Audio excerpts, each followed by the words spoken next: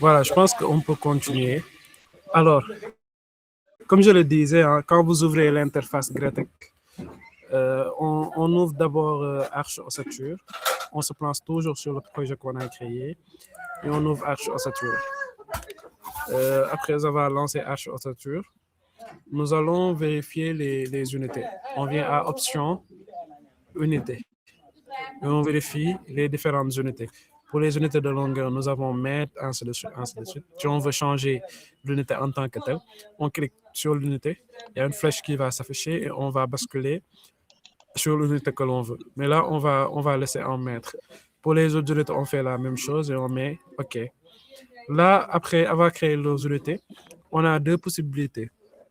Soit on importe notre plan archi et on crée les étages, ou on crée les étages et on importe notre plan archi.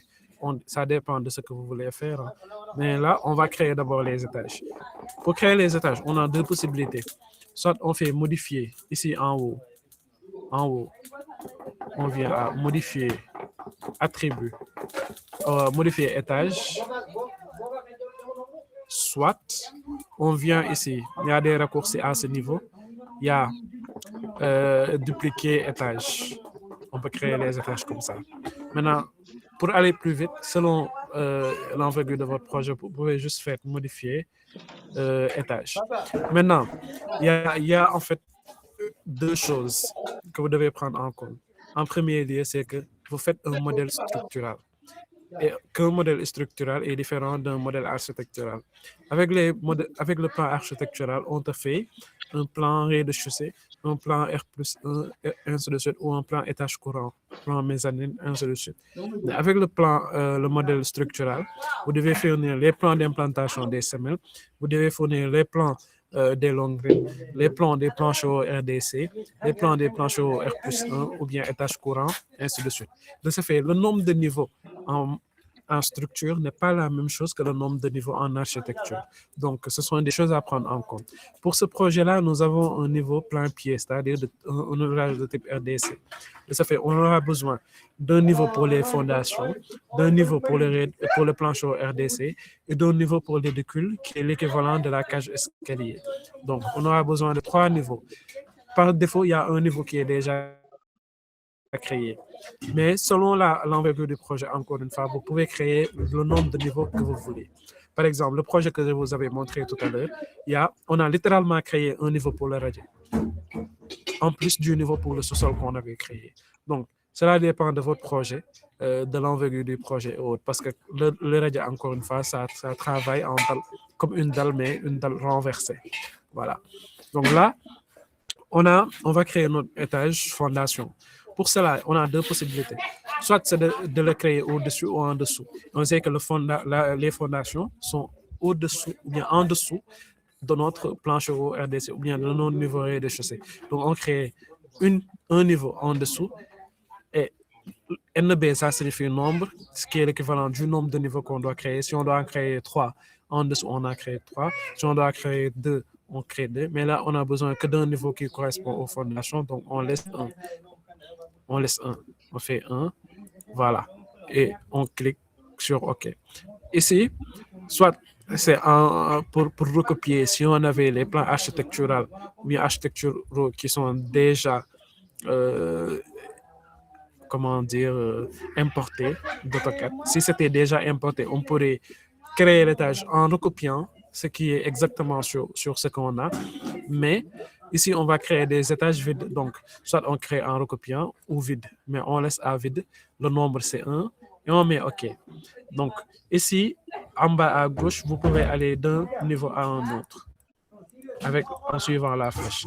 Lorsque la flèche est verte, ça veut dire qu'il y a un niveau qui se trouve en bas. Si le fond est bleu, ça veut dire qu'il y a un niveau, il n'y a plus de niveau en fait, tu es au niveau final. Donc là, vous voyez, on est au niveau final en bas. Si on clique, on est au niveau final en haut. Mais ça, c'est juste le niveau RDC et le niveau fondation. On doit créer un niveau édicule ou cage escalier ou terrasse. On revient à modifier étage, on crée au-dessus et c'est un seul niveau. On met OK. Donc là, maintenant, on peut configurer ici pour mettre fondation, PHRDC et terrasse. Donc, on veille bien à être au dernier niveau. Donc, lorsque le fond est bleu, c'est qu'on est au dernier niveau. Et ici également, étage, vous voyez ça, mais étage 1, ça veut dire que vous êtes au premier niveau. Donc, avec greffe, on ne peut pas mettre étage moins 1. On laisse, donc, le premier niveau correspond toujours aux fondations. Donc, on reste ici à. Lorsque vous voyez 1, ça veut dire que vous êtes au niveau fondation, qui est le premier niveau. On configure. PH1, on met fondation. Ça, c'est le nom du niveau qui correspond aux fondations. Pour la profondeur, donc selon l'étude géotechnique qui a été faite, ça veut dire que vous, dans ce projet-là, ou bien avec ce sol-là, vous allez atteindre la profondeur du bon sol à 1 mètre, à 1 mètre 50 ou à 2 mètres, ainsi de suite. Donc, vous allez configurer la profondeur de votre fondation en fonction de l'étude géotechnique qui a été réalisée en amont. Et supposons que notre étude géotechnique ici nous dit que nous avons une profondeur de 1 mètre pour notre fondation. Donc, on met 1 mètre à la fondation. Donc, on peut changer la profondeur. Soit 1 mètre, 1 mètre 50, ça dépend. On met 1 mètre 50 par exemple. 1,5. Là, on a fini de configurer le niveau fondation. Lorsqu'on clique sur la flèche verte, vous voyez, automatiquement, on a étage 2 qui correspond à notre PHRDC. Donc, si ce n'était pas mis PHRDC, vous pouvez toujours changer et mettre PHRDC. Et pour la hauteur, donc, le module arche-ossature par défaut est limité à 3 mètres. Maintenant, il peut y arriver que, par exemple, dans un projet, l'architecte vous met une hauteur sous plafond de 3,70 m ou de 4,50 m et vous dit que les murs sont des murs de 15. Ça, c'est faux. Il ne peut pas t'imposer cela. Toi, en tant qu'ingénieur de structure, tu sais que à partir d'une hauteur sous plafond qui est supérieure à 3 mètres, pour des raisons de coefficient de flambement ou bien de flambement de poteaux, nous ne pouvons tout bonnement pas utiliser des poteaux de 15. Donc, il doit revoir ses plans architecturaux pour mettre des murs de 20. Parce qu'avec des poteaux de 15, il y a des risques de flambement qui sont très élevés. Je ne sais pas si vous comprenez. Donc, quand vous voyez un architecte qui vous donne des plans archi avec une hauteur sous plafond supérieure à 3 mètres et qui vous dit que je veux des murs de 15, rejetez ça et dites-lui, pour telle raison, je ne peux pas garantir des poteaux de 15 dans ce projet. Faites-nous des murs de 20 et donc nous pouvons faire des poteaux de 20 là-dessus. Et même à partir d'une certaine hauteur, si on a 4 mètres, 4 mètres 50, il faut basculer vers des poteaux de 25. Et tout ça, c'est des termes techniques à tenir avec l'architecte avant de passer à quoi que ce soit. Donc là, par défaut, le logiciel module arche ne peut pas dépasser 3 mètres. Mais les modules de ferraillage peuvent aller jusqu'à autant de hauteur que vous voulez. Mais ici, par exemple, pour le module, vous laissez 3 mètres. Mais quand vous allez importer vers les modules de ferraillage, vous pouvez aller jusqu'à 3,50 m, 4,50 m, ainsi de suite. Donc, PHRDC, on laisse 3 mètres. On peut changer, hein, mettre 2,80 m si on veut. Voilà, cela va de soi. Mais la hauteur sur plafond de notre projet, c'est 3 mètres. On met 3 mètres. On monte. Ici, ça nous met étage 3, PH3. Et on sait que ça correspond à notre niveau terrasse ou édicule. On met terrasse. Bien, en majuscule. Terrasse. Je pense que j'ai fait, hein? Terrasse. On a une hauteur, par exemple, de 3 mètres ou 2,80 m pour la cage escalier. Voilà. Donc, on a paramétré nos différents niveaux et on a créé nos étages. Donc, ce qu'on va faire maintenant, c'est importer le projet qu'on avait modélisé en amont sur AutoCAD. Voilà. Ce fichier-là qu'on avait enregistré en format DXF, c'est ce fichier qu'on va importer sur le logiciel Gretec. Donc, pour ça, on veille d'abord à voir sur quel niveau on s'est placé. Là, si vous voyez bien, on est sur le niveau fondation. Ok, le plan archi qu'on a, c'est un niveau RDC. Donc, ça doit correspondre au PHRDC. On va importer ce niveau-là au PHRDC. On met fichier, importer DXF. Fichier importé DXF. Je répète, fichier importé DXF. Maintenant, ce qui sera dommage, c'est qu'on ne pourra pas faire la superposition parce que c'est un niveau. Mais ça aurait été intéressant d'avoir deux niveaux, par exemple, que l'on doit superposer pour avoir l'ouvrage en un seul endroit, quoi. Bon, si vous voulez, je le fais. Sinon, on se limite juste à ça pour le moment. Après, on essaie ou bien je vous explique comment se fait la superposition si on avait plusieurs plans de niveaux différents. Là, on clique sur ce fichier-là et on va chercher le projet là où on a enregistré. Nous, on l'avait enregistré au niveau de projet GenderGate. Il y a le modèle F2. Voilà. Qui est en format DXF. Ici, vous pouvez changer le format, mais il n'y a que DXF qui est disponible d'ailleurs. Et on met ouvrir. Pour les séparateurs, on a mis softline au caractère 13. On laisse à softline. Pour les unités, vous voyez, sur AutoCAD, on a dessiné en mètres. Ah, ça par contre, j'en ai pas parlé. Ici, avant d'importer, on doit vérifier que c'est à l'échelle. Qu'est-ce que j'appelle à l'échelle? Ça veut dire que le logiciel, que le plan il est enregistré, il est dessiné en mètres. Si on fait la mesure, on voit que là, c'est 3,4. Donc, c'est déjà en mètres. C'est 3,4 mètres. Mais, si par exemple, on avait cliqué et ça avait mis 340, ça aurait dit que le logiciel, ou bien ce dessin-là, il est en centimètres. Si ça avait mis 3400, ça serait en millimètres. Donc, on doit impérativement le ramener à l'échelle proposée, c'est-à-dire à l'échelle qu'on a enregistré notre dossier sur Gretec. Donc, pour le ramener à l'échelle, je pense que tout le monde le sait, hein, on fait un clic, on sélectionne, on met échelle, on choisit par exemple, c'est là qu'on avait mesuré 3,4, on choisit notre référence. Bon, attends. On fait sélection, échelle, on clique, on fait référence, on vient par exemple mettre, on place, voilà, on saisit 3,4 parce que la distance c'est 3,4 et directement ça le met sur la distance, ça met tout le dessin en mètres parce que vous avez saisi 3,4 mètres. Voilà, donc on a notre dessin en mètres. Si on avait mis ça en centimètres, on aurait mis 340. Si c'était en millimètres, on aurait rendu à l'échelle avec 3400 millimètres.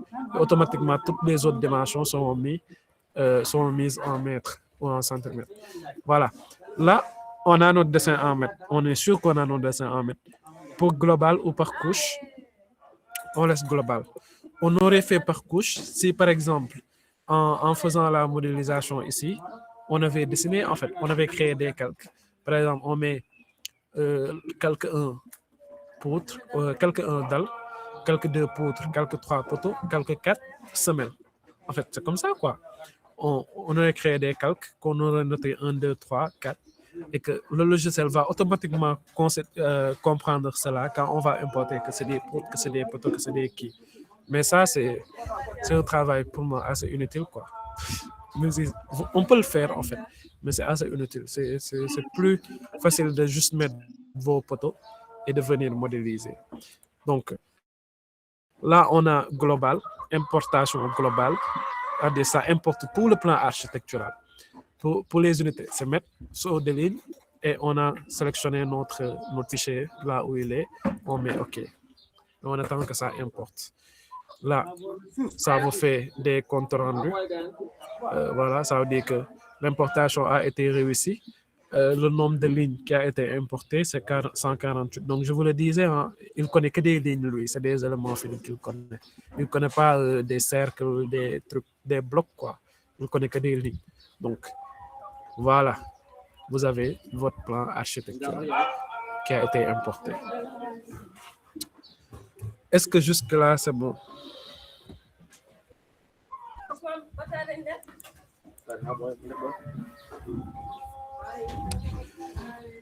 Vous êtes là ou c'est trop rapide?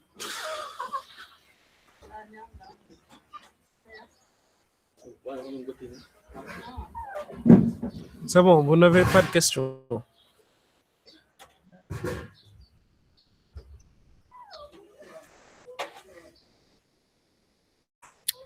Ibrahima sa gars yi ñu ngi nalaw de.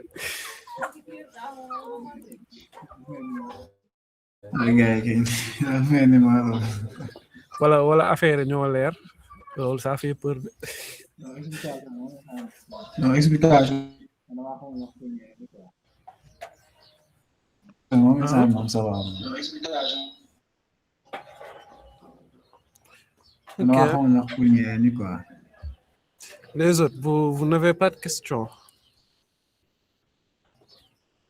Boulen c'est pas un prof, hein, c'est un étudiant comme vous. Il ne faut pas se poser des questions, c'est nous dans nous.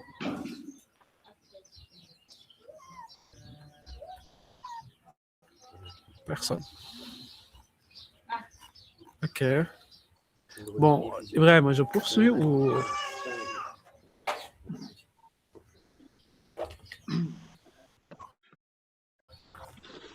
On continue, hein? C'est pas beaucoup d'infos.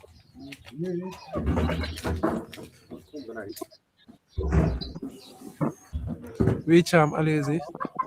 Bonsoir. Bonsoir. Je voulais demander, par exemple, si on importe un document d'échec, au Cap Vert, on doit le décomposer en ligne. On doit le décomposer en des lignes. Parce que ça, vous avez dit que Gretec ne connaît que des lignes. Ça veut dire que si on décompose ça, ça va poser des problèmes. Oui. En fait, j'en avais parlé tout au début. Quand on faisait la conception, j'ai dit qu'après avoir fini de déterminer vos axes et tout, de placer vos poteaux et autres, vous devez sélectionner tout le projet et le mettre sous le calque, par exemple, du bloc. Tout le projet sur le calque du bloc. Et de cliquer sur l'outil décomposer qui est là.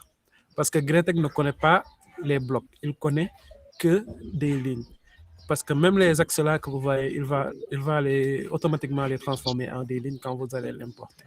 Donc, on met les axes comme ça pour que, à la fin, quand vous faites le plan de coffrage, vous ayez gagné un peu plus de temps quoi, par rapport au dessin d'exécution. Mais oui, vous devez le mettre en ligne, c'est-à-dire les décomposer, le mettre sur le même calque du bloc ou du calque et le décomposer. C'est ça la procédure, quoi.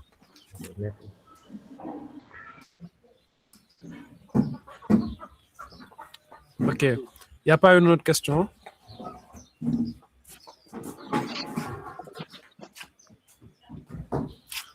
Ok, je suppose que c'est bon alors.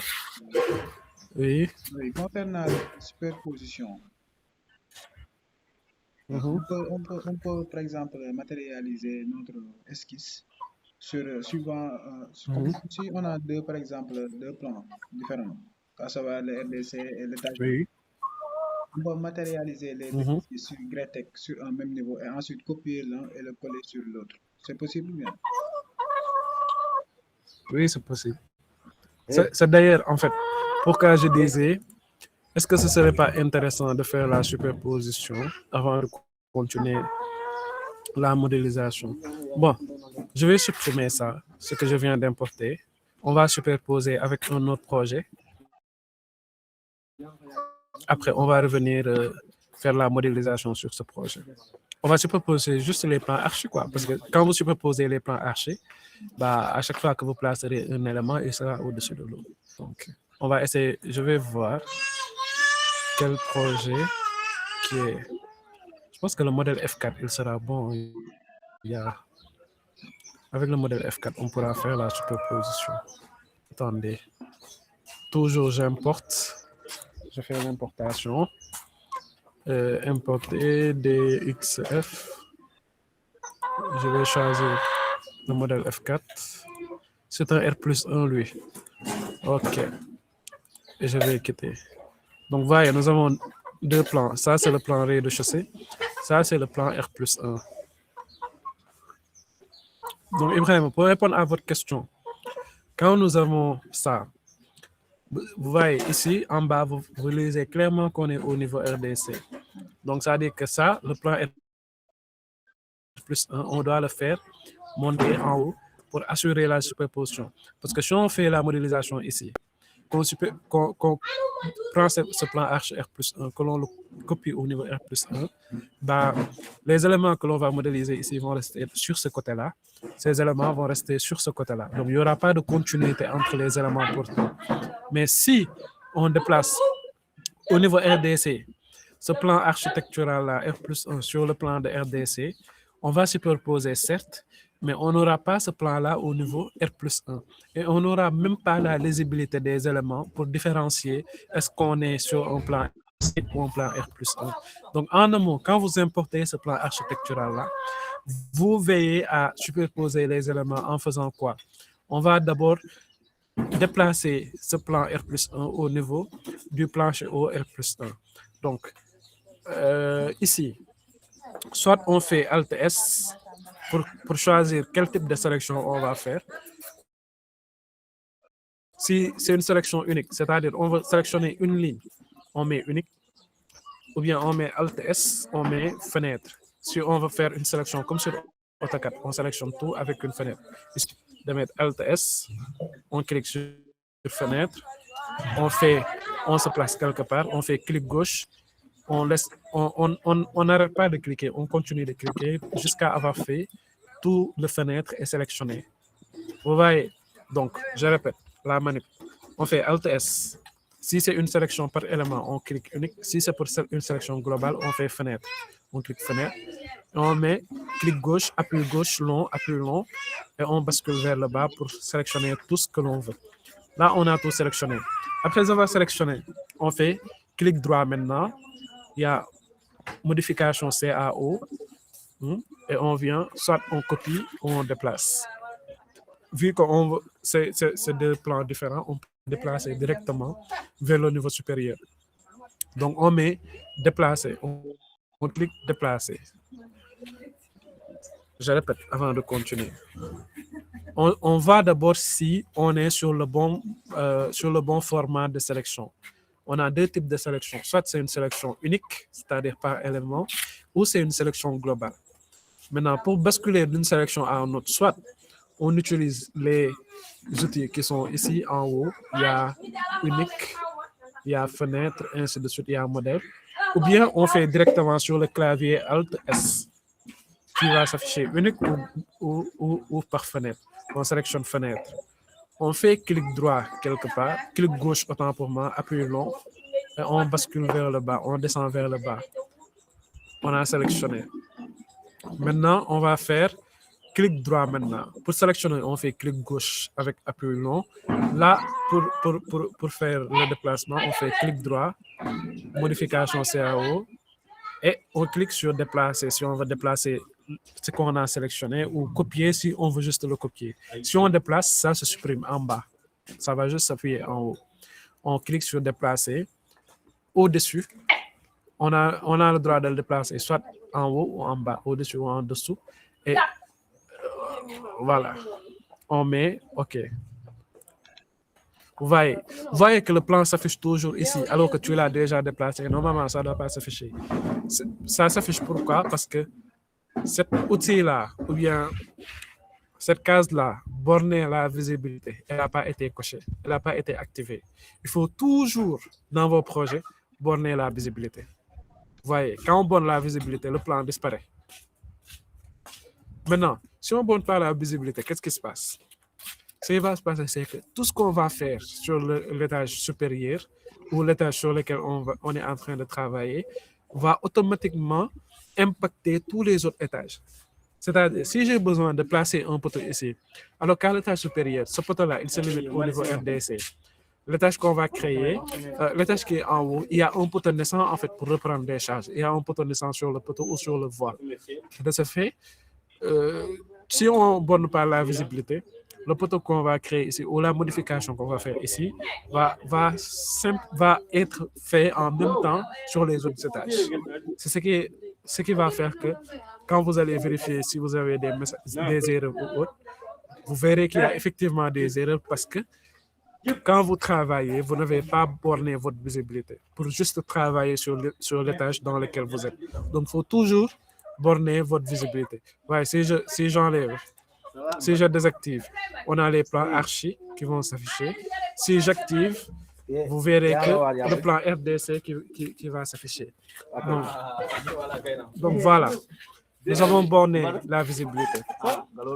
Maintenant, si vous voyez, quand on monte au niveau supérieur, les plans ne sont pas au même niveau. Là, on est complètement à gauche. Ici, on est complètement à droite. Donc, on a les plans qui sont à des niveaux différents. Donc, il va falloir soit déplacer ce plan-là sur l'autre plan, ou le plan qui est à droite sur l'autre plan. Donc, on peut décider de déplacer ce plan-là. Maintenant, pour le déplacer, on a 2 méthodes. Pour le poser sur le plan qui est en bas, par exemple, si c'est désactivé, on peut le poser ici. Mais il peut arriver, par exemple, quand le projet il est volumineux, que c'est un grand projet, que si vous désactivez, les 2 plans ne s'affichent pas. Donc, on est obligé de trouver une autre méthode pour superposer les plans. Ici, en ayant désactivé, on a les 2 plans qui s'affichent. Donc, on peut faire la sélection par fenêtre, sélectionner, faire modification CAO, déplacer. On déplace, étant donné qu'on a les 2 plans qui s'affichent, on peut déplacer juste en faisant une translation de la droite vers la gauche, en ayant défini un point d'accrochage.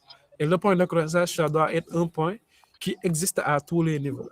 Et dans un bâtiment, un point qui existe à tous les niveaux, c'est un point qui est soit au niveau des cages escaliers ou une pièce qui est continue. Mais pour être sûr, on le fait toujours au niveau des cages escaliers. Parce qu'on sait que la cage escalier, on ne va pas le mettre là, venir en haut, le mettre ici, le niveau suivant, le mettre ailleurs. Voilà. On sait que la cage escalier, elle est continue. Sauf si on a une mezzanine, quoi. Mais dans le cas général, c'est continu. Mais on s'ajoute toujours un point qui est continu. C'est-à-dire, ce poteau-là, il va être à tous les niveaux. Et on va faire la superposition par translation de la droite vers la gauche, au suivant X. Une translation suivant X. Et pour ça, il y a ici. Ici, on avait déplacé en dessous ou à-dessus, mais là, on peut déplacer par translation. Si c'est activé, s'il y a le cocher vert là, ça veut dire que c'est activé. Si c'est rouge, ça veut dire que c'est désactivé. Là, on active. Mais on fait une translation soit en entrant les données, la distance, soit en cliquant juste sur cet onglet-là et on choisit notre point d'accrochage. C'est-à-dire, c'est ça l'intérêt de faire ce travail sur AutoCAD, de savoir quels sont les poteaux continus, quelles sont les zones où on va mettre les poteaux, ainsi de suite. Et pour accrocher, on met Alt S, on met Alt S. On choisit, non, Alt S. On met ici intersection. En haut, ici, il y a intersection. C'est activé et on va choisir. Voilà. Maintenant, on va d'abord faire. Diane, j'ai une question. Oui. Dans mon dessin, je ne peux rien sélectionner. Je ne peux pas sélectionner les éléments. Quoi. Dans ton? Dans mon dessin, je n'arrive pas à sélectionner les éléments. Maintenant, est-ce que tu es en mode fenêtre ou unique? Si tu cliques un seul élément, tu arrives à sélectionner. Attends, Clique je suis à unique. Voilà, maintenant tu fais Alt S. Ou fenêtre. Voilà, tu fais fenêtre. Tu fais Alt S fenêtre. C'est bon. Ok. Oui, c'est bon, c'est bon. Voilà, Oui, et tu pourras tout sélectionner. Maintenant, supposons que les 2 plans ne s'affichent pas. Donc, on doit choisir un point d'accrochage pour pouvoir déposer notre plan sur la même hauteur, en fait, sur le même niveau. Maintenant, pour ça, comme je l'ai dit, on choisit un point qui existe et qui va exister sur tous les niveaux. Ici, pour ce plan-là, si je fais bien la lecture, c'est ici la cage escalier, là où j'ai mis la souris.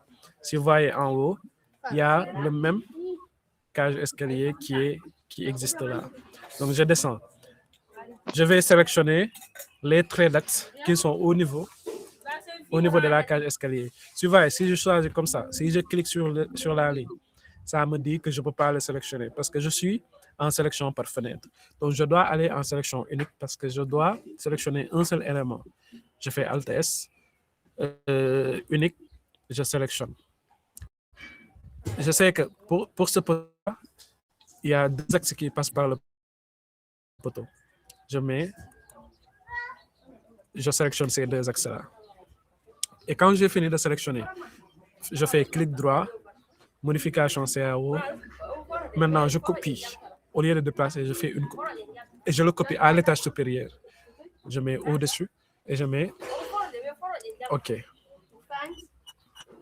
Tu vois, si on n'avait pas mis les axes sur AutoCAD, on ne saura pas comment faire cette sélection-là ou bien comment mettre ce poteau au centre du mur, c'est-à-dire à l'intersection des 2 murs, quoi. Donc, si vous allez au-dessus, vous voyez, il y a les 2 axes que vous avez copiés au-dessus qui sont là. Donc, ça vous montre clairement que ce plan-là, il n'est pas posé sur l'autre plan. En faisant juste ça, vous voyez que ces 2 plans ne sont pas posés. Maintenant, pour poser les 2 plans, on prend ce plan-là, on le dépose ici. Et comme point d'accrochage, on a le point d'intersection entre les 2 axes que l'on vient de copier. De ce fait, on retourne en sélection par fenêtre, Alt S, on met fenêtre et on sélectionne tout le plan architectural. Et on va faire clic droit, modification CAO. Et maintenant, on va déplacer le plan au-dessus de l'autre. Pour faire ça, on fait un déplacement par translation parce qu'on est suivant X. On fait un déplacement par translation. Si c'est pas activé, on active. Si c'est vert, ça veut dire que c'est activé. On clique ici sur choix du vecteur de translation. On clique dessus et on choisit notre accrochage. Donc, il y a plusieurs modes d'accrochage. Soit c'est en extrémité, soit c'est en milieu, soit c'est en intersection, ainsi de suite. Maintenant, on est ici, avec les 2 axes, on est en intersection. Donc, on peut faire accrochage par intersection, soit par Alt S. Si on fait Alt S, si on n'est pas en mode copie ou déplacement, Alt S, ça amène fenêtre ou unique. Si on est en mode unique ou si on est en mode translation ou copier et autres, si on met Alt S, ça t'amène directement soit accrochage par grille, extrémité et autres. Là, on a intersection, on met intersection et on va sur le point où on doit s'accrocher. C'était au niveau des escaliers, au niveau de ce poteau. On zoome jusqu'à voir exactement le point d'intersection des axes. On clique dessus. Si on clique, on laisse. On clique, on laisse. Et on se déplace. On dézoome et on se déplace sur l'autre intersection. Il faut bien zoomer jusqu'à voir que c'est posé sur l'intersection. Et on fait encore clic gauche. La tablette va s'afficher et on va mettre OK. Vous voyez, on a notre plan qui est superposé. Si on avait un niveau, on aurait fait une fois la même démarche jusqu'à ce que tous les plans soient superposés. Si vous voyez, si je descends, on va maintenant, il y a plus de décalage. Les 2 plans sont superposés. C'est ça l'intérêt. Soit on borne la visibilité, ou bien on déborne la visibilité, on désactive. Et si les 2 plans s'affichent, on fait déplacer, on déplace sur un point d'accrochage. Soit on borne la visibilité, et on copie 2 axes qui se rencontrent en un point qui est continu à tous les niveaux. Et on fait le déplacement par translation suivant X. Voilà, pour la superposition des éléments, des plans architecturaux. Et quand je propose les plans architecturaux, quand je viens placer un poteau, si je crée un poteau en bas, ce sera le même, sur le même trait d'axe et sur le même alignement. C'est ça l'intérêt de superposer les plans. Si c'est plusieurs niveaux, veuillez toujours à superposer les plans archi avant de faire la modélisation. Voilà. Ibrahim, c'est bon. Oui, je pense que c'est bon. C'est clair ou maintenant, c'est pas obligé de tout maîtriser. Ici, après, faut reprendre toutes les méthodes ou bien tout ce qu'on en a fait jusque-là et Si vous avez des problèmes, vous pouvez me prendre en PV. Après, Ibrahim va vous donner mon numéro et on va essayer de voir comment faire. Mais c'est ça par rapport à la superposition. On superpose tous les niveaux et tout. Voilà, maintenant on va supprimer et importer de nouveau notre projet. Fichier, importer, DXF. Il y a le modèle F2. On importe, on met, on vérifie bien les unités et autres. Et une importation globale, on met OK. Et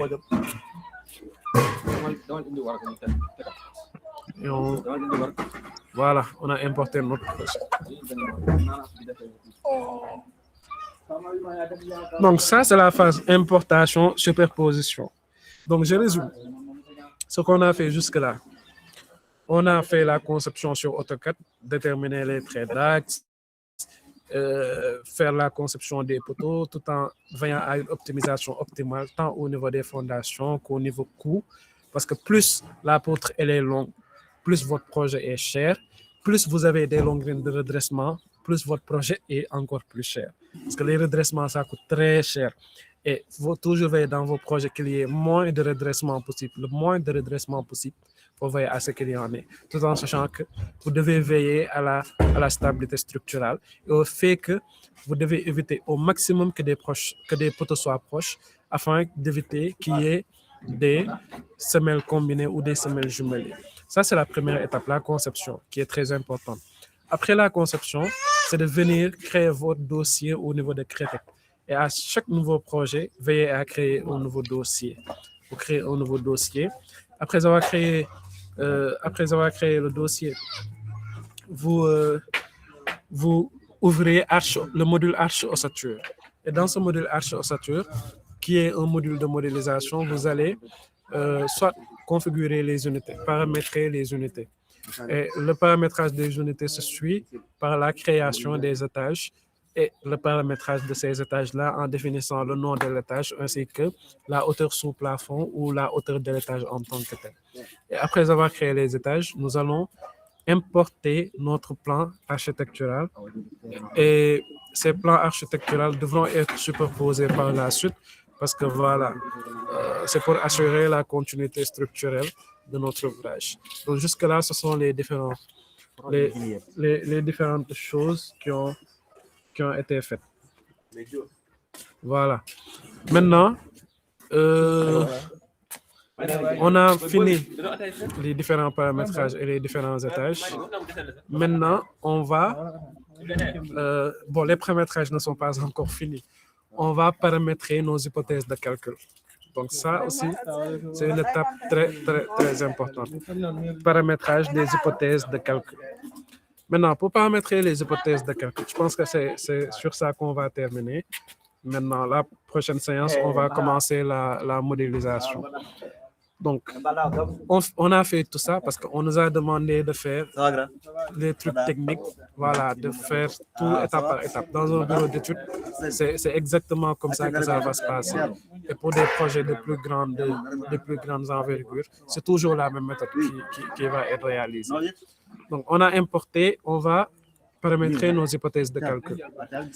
Pour les hypothèses de calcul, d'abord, vous allez à hypothèse, en haut ici.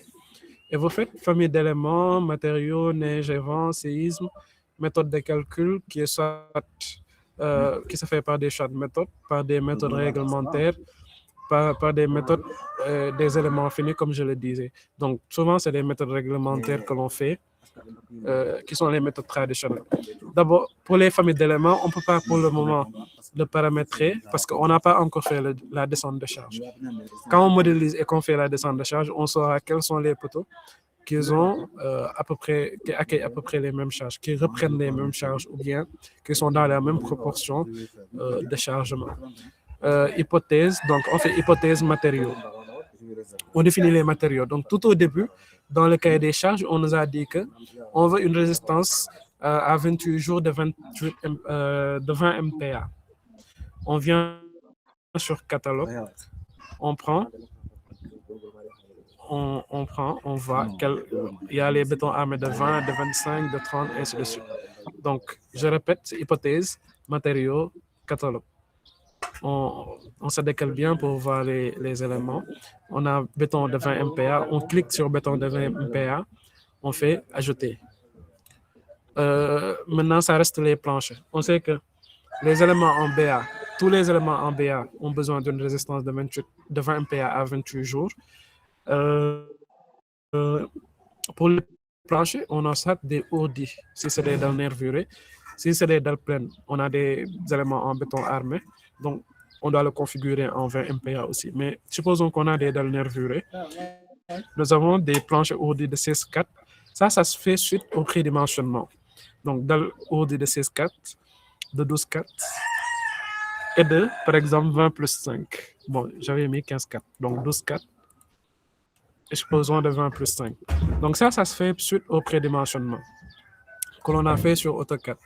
Par exemple, ici, on sait qu'entre poteaux, on peut définir nos dalles suivant les poteaux pour voir quels sont en amont les types de dalles qui sont susceptibles d'être eus, sachant qu'on n'a pas encore défini le réseau des poutres ou des longues.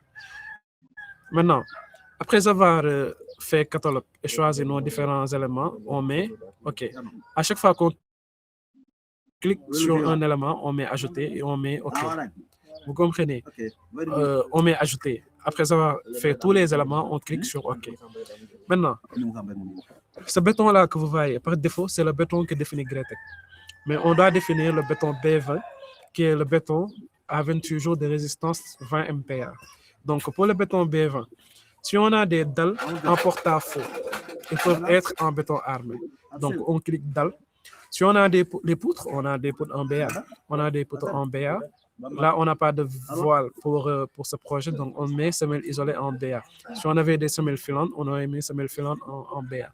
Donc, on clique d'abord B20 et on sélectionne les différents éléments qui doivent avoir une résistance à la compression en 28 jours de 20 MPa. Pour les OD, on sait que c'est juste la dalle qui est en OD. OD 15 ou bien OD 12, c'est juste la dalle qui est en OD. OD 20, c'est juste la dalle. Maintenant, ici, à bain 20, avant de passer à bain 20, après avoir choisi les différents éléments porteurs, on a ici FC 28 de 20 MPa. Donc, ça, c'est bon. Maintenant, le FE là, si le cahier des charges te dit c'est 500 MPa, tu mets 500. S'il te dit que c'est 400 MPa, tu mets 400. Tu peux changer pour mettre 400 ou bien changer pour mettre 500. Voilà. Donc là, on a tous nos éléments. On a caché tous les éléments. Pour OD, on a coché dalle. OD 12 dalle. OD 20 dalle. Et on met OK. Donc, on peut venir vérifier en hypothèse, matériaux. On voit tous nos éléments qui sont là. Si on clique sur béton, on a les éléments cochés. OD, on a les éléments cochés, et ainsi de suite. Donc, après avoir paramétré les matériaux, on fait les méthodes de calcul pour le prédimensionnement. Tout en bas, hypothèse, méthode de calcul par prédimensionnement. Voilà. Les matériaux qu'on avait prédéfinis sont là. Si vous voyez matériaux, par matériaux, il y a global. Par matériaux, ça concerne juste les matériaux. On a pour le matériau B20. On sait qu'il faut bien suivre cette étape, c'est très important. Il faut suivre cette étape, c'est très important. Pour matériau B20, on commence d'abord avec cette flèche-là, élément, on peut basculer d'un élément à un autre. Avec les dalles d'abord. On a, pour le prédimensionnement, imposé rapide par ABAC ou précis par calcul. On coche précis par calcul. Pour tous les autres, on laisse comme ça. Pour tous les autres données, on laisse comme ça. Mais on coche précis par calcul. Pour la dalle, on continue. On est toujours à B20, mais sur poutre. Pour poutre, on fait prédimensionnement précis par calcul. Et pour la variation de largeur, on va varier de 5 cm à chaque prédimensionnement. Donc, on varie de 5 cm. Si on avait laissé 1 cm, c'est-à-dire, c'est ce qui va amener qu'après avoir modélisé, il te met des poteaux de 21, de 24, ainsi de suite. Donc, ça, c'est pas bon. Il faut le mettre à 5 cm. De ce fait, quand vous prédimensionnez avec des murs de 20, à chaque fois, il va faire des espacements si on doit augmenter la largeur de 5 cm. Il va passer de 15 à 20, de 20 à 25, au lieu de faire des distances intermédiaires.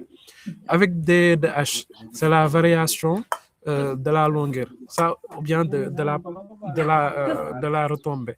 Ça également, c'est la même chose. Hein. On varie de 5 cm au lieu de varier avec des variations intermédiaires. Donc, une variation de 5 cm, on met 0,05. Parce que c'est toujours en mètres, quoi, par défaut. Donc, voilà, les variations pour les poutres, on met 0,05. Voilà. Non, ici, on met 0,1, 10 cm. Ici, on met 0,1. Pour D de H. D de B, on met 0,05. D de H, on met 0,1. Voilà.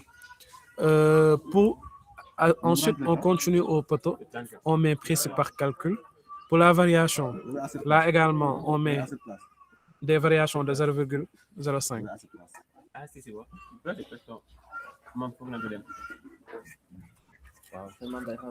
On met 0, non.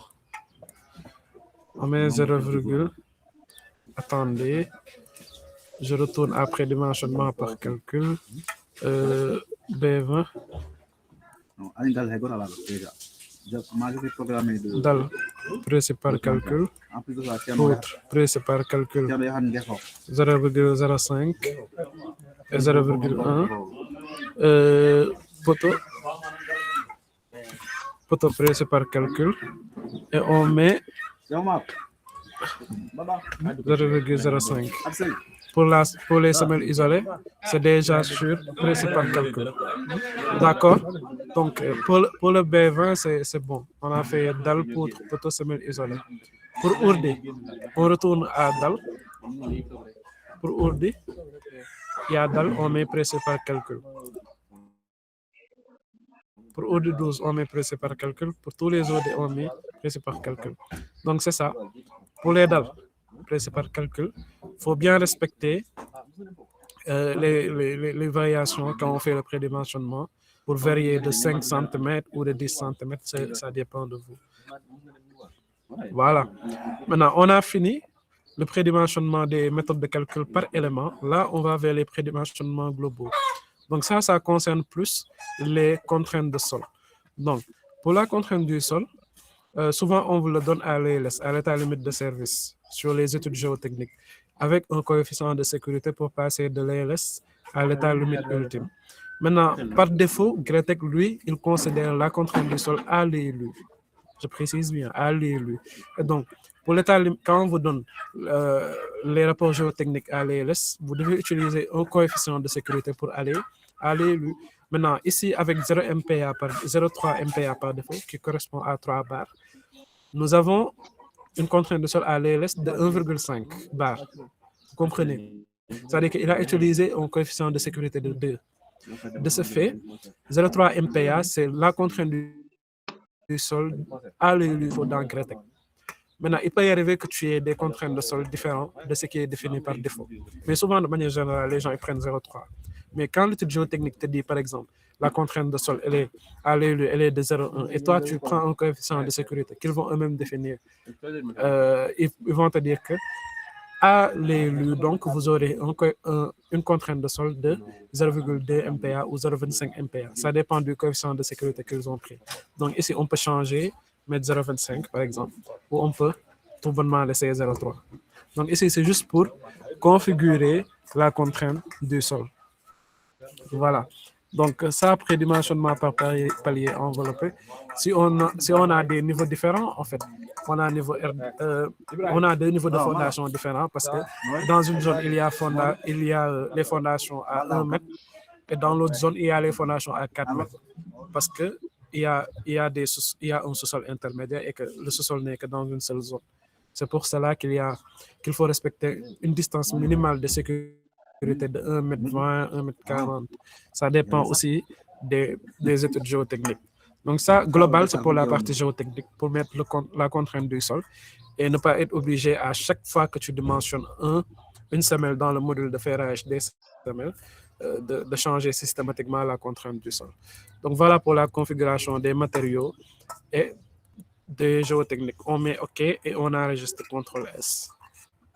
C'est ce qui met fin au paramétrage des matériaux ainsi que de notre contrainte de sol. Voilà de manière globale ce que je voulais vous présenter aujourd'hui. Nous avons fait 2 heures intenses entre présentations d'échanges. Maintenant, avant de clôturer, il est important de donner ses avis et appréciations parce qu'il y a eu beaucoup d'éléments qui ont été vus. Ce n'était que la première séance.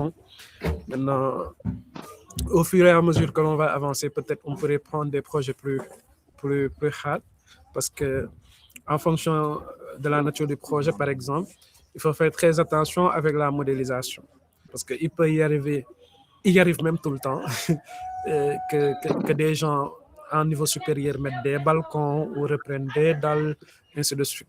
Donc, ce que vous devez toujours garder en tête, c'est que le plancher haut du rez-de-chaussée n'est rien d'autre que le dallage au sol, si on peut le dire ainsi, le dallage au sol du niveau R+1.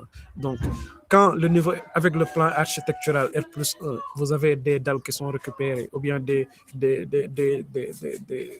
balcons, il faut obligatoirement matérialiser ou bien modéliser ce balcon-là au niveau du plancher haut du rez-de-chaussée. Parce que, encore une fois, ce plancher haut du rez-de-chaussée n'est rien d'autre que le dallage du plancher haut R+1. De ce fait, toute modification qui se fait en R+1 doit être matérialisée au niveau du plancher au rez-de-chaussée. Dans la modélisation structurelle, je veux dire, structurale. Et toujours dans cette modélisation structurelle, quand vous avez des plans archi qui sont changés systématiquement à tous les niveaux, il vous faut avoir soit lors du dimensionnement créer des poutres noyées au niveau des dalles, si on a des autos sous plafond très élevés, ou soit lors du dimensionnement de la dalle en tant que tel, créer comment on les appelle déjà, des poutrelles jumelées pour recevoir justement les charges de maçonnerie dues au déplacement, par exemple, de la maçonnerie entre 2 niveaux. En fait, tout ça, c'est des aspects techniques à prendre en compte lors du dimensionnement et que l'on ne nous apprendra pas autant pour moi à l'école et qui sont des choses qui, voilà, par essence, tu dois y réfléchir lors de ta conception. C'est ce qui met fin vraiment à cette première séance et je suis ouvert à toutes les critiques, à toutes les suggestions aussi par rapport à comment c'est déroulé. Là, c'est en ligne, donc c'est pas aussi évident de voir si tout le monde est à jour, mais n'hésitez pas à me prendre en PV ou à la prochaine session qui sera en présentiel peut-être, on pourra voir qu'est-ce qu'on peut faire en plus. Je pense qu'il y a une session prévue sur AutoCAD. Peut-être après, on va voir également. Ou bien, on finit par AutoCAD avec les plans de coffrage. Je pense que c'est mieux même de finir Gretec. Maintenant, avec les plans de coffrage, tout le monde, que ce soit les étudiants en L1, L2, tout le monde pourra bénéficier également de ça, des plans de coffrage et en même temps d'une formation sur AutoCAD. Ibrahim, je pense que c'est mieux de le faire ainsi. Donc, si vous avez des questions et surtout des suggestions et critiques, merci de donner vos avis, s'il vous plaît, avant de lever la séance. Bon, je pense que vous avez fait l'essentiel en donnant les bases sur le logiciel BTEC. Parce que pour moi, vraiment, je n'avais pas connu sur lorsque vous faisiez le paramétrage sur la section, à savoir des poutres. Parce que des fois, il arrive à un moment où il y a des poutres qui font 39, 38, voilà. Je pense que ce paramétrage que vous avez fait nous permet d'avoir une uniformisation de certaines distances. Donc, avant de vous donner la parole, donc, je vais essayer de prendre quelques étudiants parce que nous ne sommes pas seuls ici. Donc, ce ne sont pas seulement les étudiants qui sont au Polytechnique Diamniadio. Autant pour moi des élèves ingénieurs de Polytechnique Diamniadio parce qu'il y a des élèves ingénieurs de l'école polytechnique de Thiès. Donc, je vais donner la parole à Astou-Dieng pour qu'elle nous dise donc, ce qu'elle pense vraiment de cette activité. Voilà. Astou, vous avez la parole.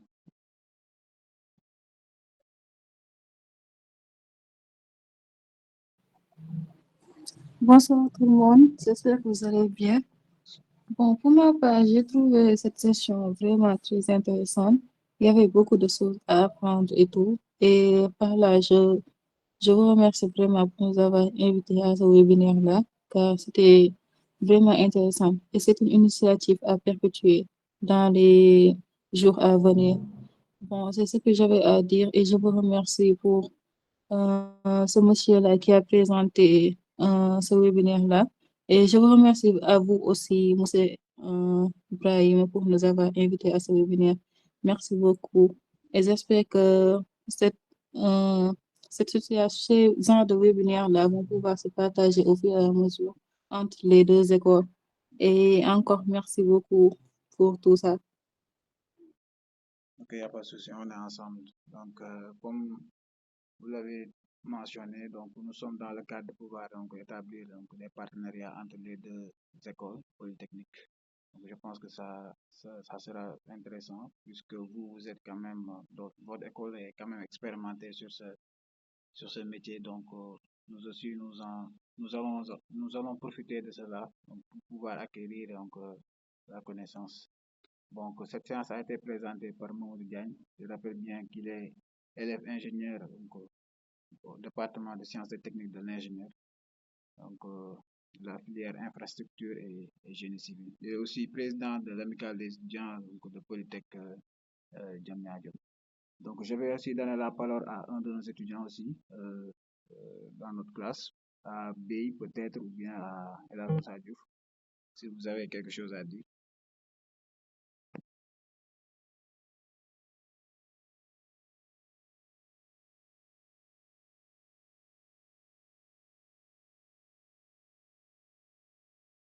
Elhadj Moussa. Alors, oui, salam alaikum, bonjour tout le monde, j'espère que vous allez bien. Nous remercions M. Mamadou Diagne pour cette belle initiative et ce cours vraiment instructif. Vraiment, nous avons acquis beaucoup de nouvelles connaissances sur ce logiciel de dimensionnement qui est Cretec. Donc, on connaît que nous, élèves ingénieurs civils, nous avons besoin. Et bon, qui est notre outil de travail, dont on aura besoin aussi dans le futur. Merci de nous avoir appris sur logiciel et nous avoir permis d'acquérir beaucoup de nouvelles connaissances. Merci beaucoup, c'est ce que j'avais à dire. Si vous avez autre chose à ajouter, je vous laisse la parole. Merci beaucoup. Bon, pour ne pas prendre beaucoup de... Bon, je vais juste redonner la parole à Mamadou Diagne pour qu'il puisse dire un peu le dernier mot. En tout cas, merci beaucoup. Bon, merci Ibrahima déjà pour l'initiative et aux autres pour l'écoute. Je pense que vous m'avez supporté pendant plus de 2 heures de temps à écouter parler. C'est pas facile. Déjà, le faire avec nos profs, c'est compliqué. Donc, un étudiant comme vous, ça doit être pénible. Mais bon, pour le peu de choses que nous commençons à connaître, en tout cas, c'est un réel plaisir de le partager. On espère que ça a été un moment bénéfique pour tout un chacun. Et à très bientôt pour une autre séance. N'hésitez pas à encore une fois prendre un PV pour des questions. Merci vraiment à tout le monde.